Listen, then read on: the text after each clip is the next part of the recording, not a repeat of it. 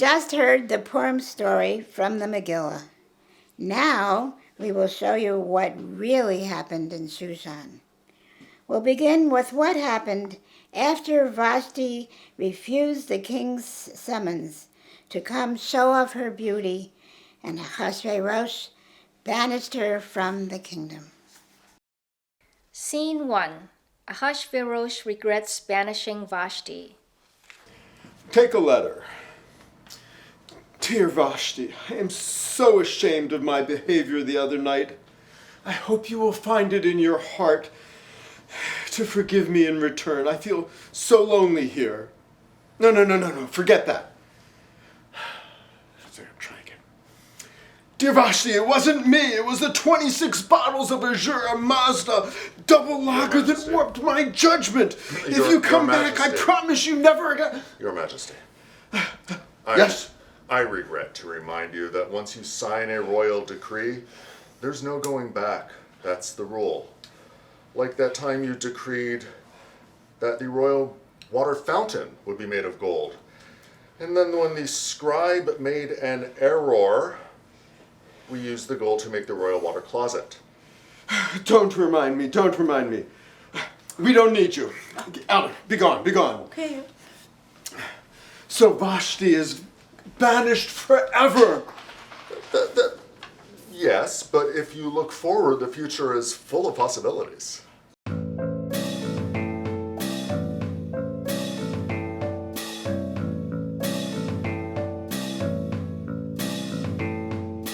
You rule so many provinces, 100 and each has gorgeous damsels, 10,000 gals or more. They want so much to please you, they'll be pounding on the door to audition to be the next Vashti. Whoa, that might be too much for me. Such a flood of women. You get to take your time. You decide how slow or quick. We'll teach them courtly arts so you never meet a hick. You'll try them one by one till you find a chick who'll stick, and she won't be a killjoy like Vashti.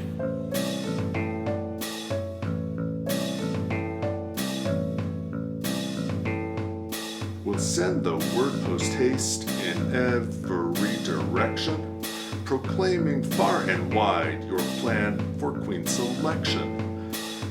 Our scientific plan for conferring your affection on a queen will be better than Vashti.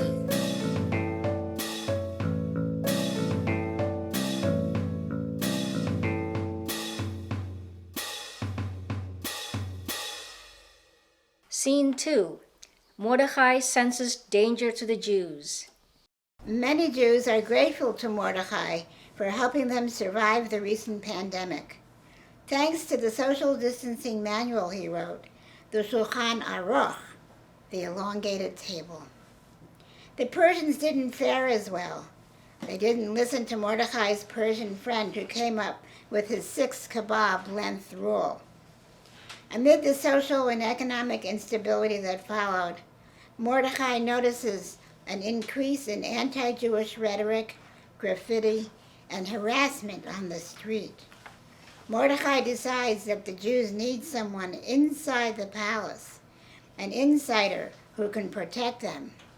Who else but his niece Esther? Scene 3. Mordecai talks with Esther. If you enter the contest and are chosen as queen, we'll have an undercovers agent in the palace to protect us, less than 1 kebab's length from His Majesty. Uncle, that's ridiculous. Just because we've had a few years of the plague and some of our young people have gotten into some bad company, but no, I have other aspirations. I'm going to culinary school and I'm going to become a renowned chef. And I've been asked to have a stall at an ethnic food fair. Apart from the Jewish dishes I'm going to make, I've created this 3-cornered, fruit-filled pastry. I call it a love pocket. It has aphrodisiac qualities. So I think King Ahasuerus will have to find a different woman to keep him warm at night. Mordecai pulled rank as uncle and guardian. He insisted that Esther put her culinary career aspirations on hold and go to the palace.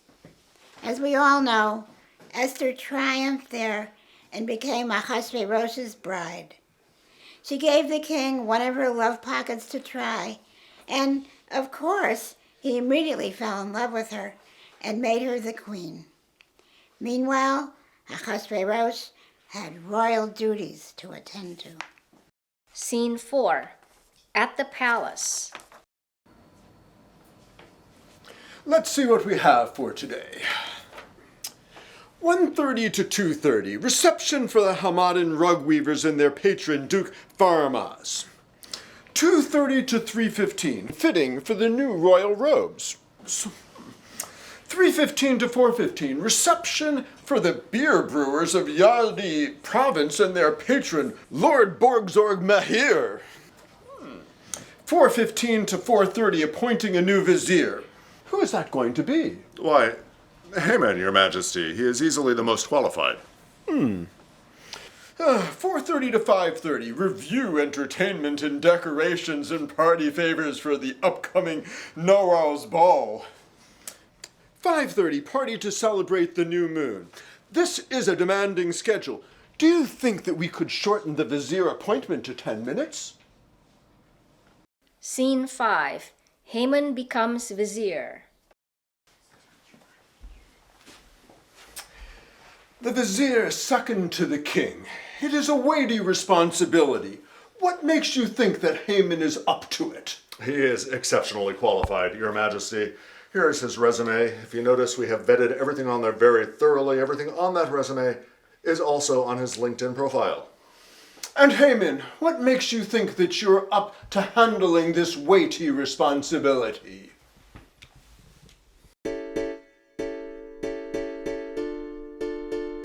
A fair question from your majesty that you pose with such sagacity. The answers on my resume, it shows my great capacity. It's a summary of my career, it's what I've done from soup to nuts. It shows I'll be a great vizier, no ifs or ands or buts. It says that as a young teenager, you became an orphan and a captive after your parents died in the war against the Greeks. Yes, your majesty. Archimedes came across you as a slave market, saw your potential, and he and Pythagoras tutored you in mathematics. After that, you studied finance for 4 years with Croesus for the legendary king of Lydia, and you grew his treasury by an annual average of 42%. How can that possibly be? Tutored by 2 legends, then mentored by a master. Croesus taught me strategies to make one's dough grow faster. I became known as the Wizard of buy low and then sell high. My resume's my witness, as you see I qualify. It's all here on his resume, how he matched what had been in. It's all been vetted carefully by the magic of LinkedIn. It says you served as Chief Operating Officer for Silk Road Express, and over a 3-year period you increased their fleet from 15 camels to over 6,000 camels. How can that possibly be? Hard though it is to fathom such growth, to say the least, the manure served as collateral for down payments for the beasts. Thrice I was Man of the Year in Tajikistan Business Week. It's all there in my resume, I'm exactly what you seek. All across the continent, from Aleppo to Shanghai, there's no one better qualified, clearly Haman is the guy. For he ran a camel fleet that stretched as far as eyes can see. Proof is in his resume. Wait a minute. I thought that Jafar Ali, the famous horseman, is the chief operating officer of Silk Road Express. Not you. Jafar Ali was here for my coronation. Jafar Ali, he reported to me. I was senior chief operating officer and he was junior chief operating officer in charge of the dromedary division. That explains it. Since Haman has these extraordinary qualities, I've never seen a resume like this before. And since we don't want to keep the party planners waiting, it's settled. Congratulations, Haman. You are our new vizier. Let's get together tomorrow afternoon and drink a toast to your success. Of course, my resume makes me the top candidate. After all, I made it up myself. As Archimedes might have told me, give me a place to scam and I can rule the earth. Scene 6. Haman addresses people outside the palace. You've gone through a difficult time. We've all gone through tough times, but I promise you, now that I'm vizier, things are going to get better. The first thing we're going to do is get rid of the human vermin that caused the recent plague and who continue to suck the life out of us. The Jews. The Jews have been making us ill, poisoning members of our families, and taking away our livelihoods. We're not going to let that happen anymore. With Haman's encouragement, the street-comer loudmouths and toughs who have been disturbing Jews are now emboldened and becoming violent. Mordecai, seeing that his worst fears are being realized, sends urgently to Esther at the palace. Meanwhile, the king approves Haman's proposal to exterminate the Jews in return. Haman promises to donate 10,000 silver pieces to the treasury. It takes Mordecai several days to finally get a message to Esther. By this time, the word has spread far and wide. On the 13th day of Adar, the Jews will be attacked and eliminated. Haman has already started organizing a militia to carry out this edict. Scene 7. Esther deliberates and prepares for action. Explain this to Mordecai. I am taking my life in my hands if I go to Ahasuerus without him summoning me. I will be put to death unless he extends the golden scepter, and I haven't been summoned for 30 days. Yes, I will. Tell him, here's what I want him to do. I want every Jew in Shushan to fast for 3 days, and every Jewish family to ask a Persian neighbor to pray for our deliverance. Then I know they'll have summoned God to help us. I'll tell him. Now go.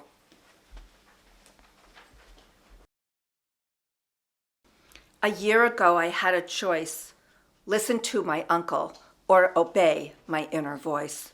Mordecai was insistent, and out of loyalty, I agreed to be a wife of His Royal Majesty. The king's not so bad. He's just a little dumb, but now we're all in danger because he's under Haman's thumb. And of course, who must save us and risk her life unduly? Yours truly. How'd I end up here in this ritzy palace?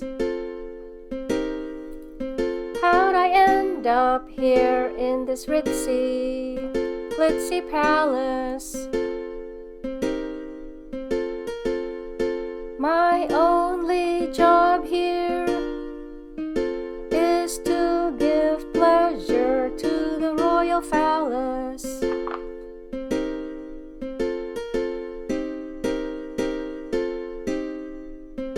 And if I don't, down comes the scythe. It's a woman's lot in life.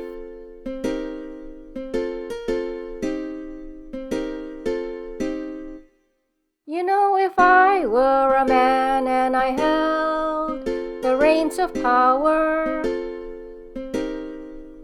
You know, if I were a man and I held reigns of power. I'd stand real tall. I'd stand real tall like a mighty tower.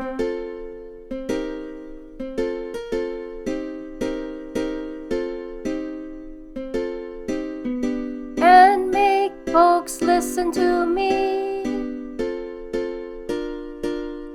saying just how things should be.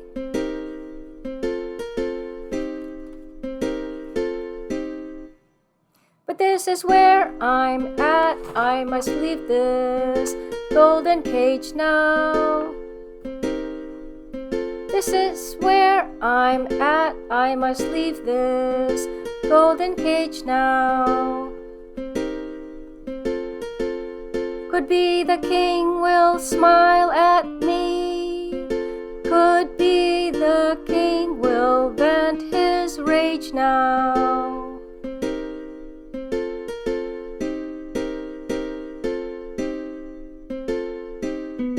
I'll get his kisses or his knife. King or uncle, it's the same. And though it's kind of lame, I just have to play their game. It's a woman's lot in life.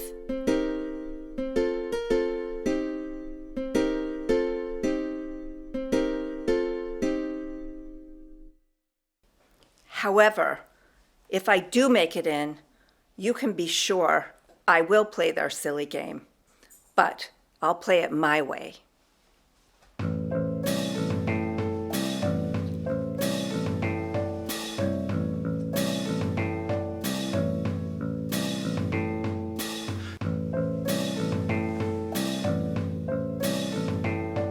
After getting the royal welcome, Esther invited the king and Haman to come to a feast.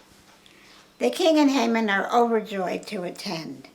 At the feast, the king offers Esther up half his kingdom, which would already be hers if they lived in California. But she simply invites them to a second feast. Scene 9. What is going to happen? As the 13th day of Adar approaches, Haman orders his militia to sharpen their swords. Meanwhile, the Jews are in a high state of nervous anticipation. How long is this going to go on? Is Esther going to keep dithering by inviting Haman and the king to the third feast? I certainly hope not. I have a riddle for you. To whom does Esther pray while she waits for the king and Haman to come to the feast? I don't know. Is it Ahura Mazda, Ahriman, or Ishtar? None of them. She prays to the Lord of hostesses. Scene 10. At the second feast. Welcome, welcome. Come in. Make yourselves comfortable.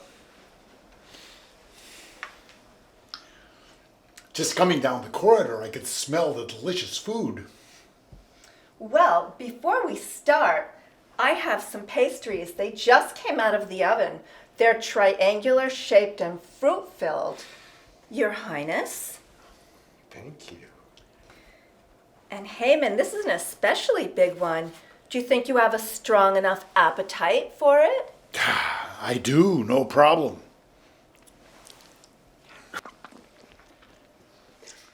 These are truly delicious. Do you mind if I take a couple of them home with me? Oh, no, with pleasure, please.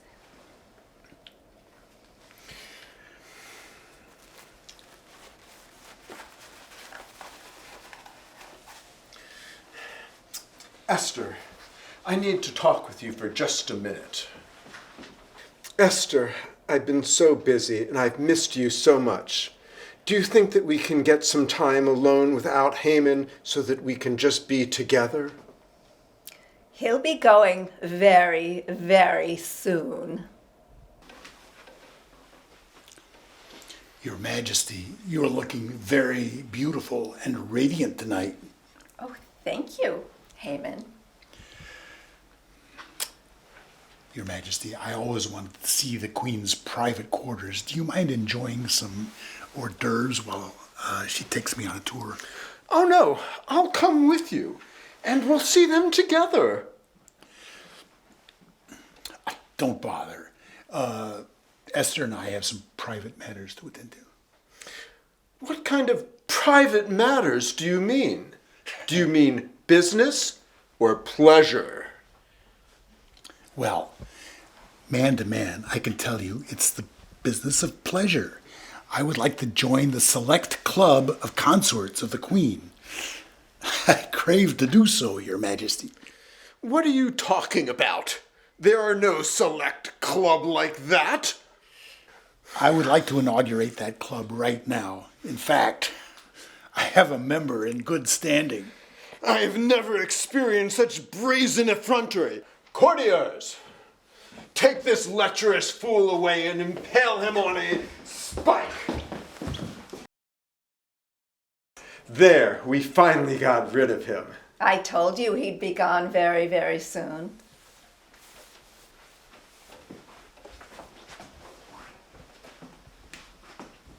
Scene 11. Later. With Haman gone, now what am I going to do? I'll have to search for a news vizier again. Your Majesty, may I make a suggestion? Certainly, please do. Well, my uncle Mordecai is a very wise man. He's well educated and he's a good administrator. And in fact, he saved you from a plot against your life. It's written in the Royal Chronicles. I think he would serve you very well as your vizier. That's great. Send for him, and I'll put him in Haman's place. You know, Esther, I'm lucky to have you as queen. You are a real smart cookie. You know the rest of the story. There was no way to revoke the king's decree, but the king issued a second decree allowing the Jews to defend themselves, which they did with great success. Many non-Jews assisted them. For example, Jafar Ali, the true chief operating officer of Silk Road Express, used the company's camel fleet to deliver high-quality weaponry to the Jews. With her success in defeating Haman's forces, an era of peace and prosperity dawned in Persia, and many Persians, impressed by Mordecai and Esther, themselves became Jews. 1, 2, 3, 4. We push Haman out the door. 5, 6, 7, 8. Heap her pastries on our plate.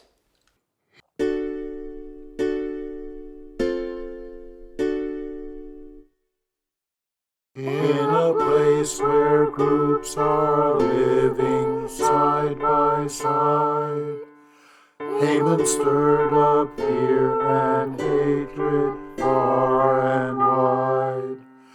He spewed venom, painting Jews as demon foes. Day by day in horror we watched hatred grow.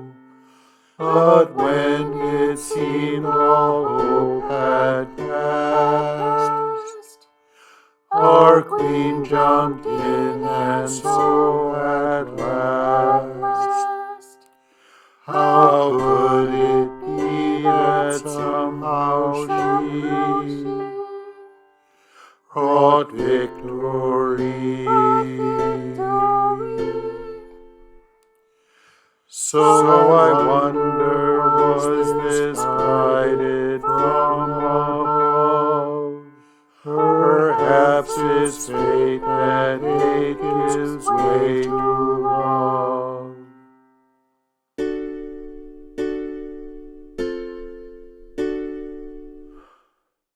Just like precious air and water give us life, empathy's essential for preventing strife.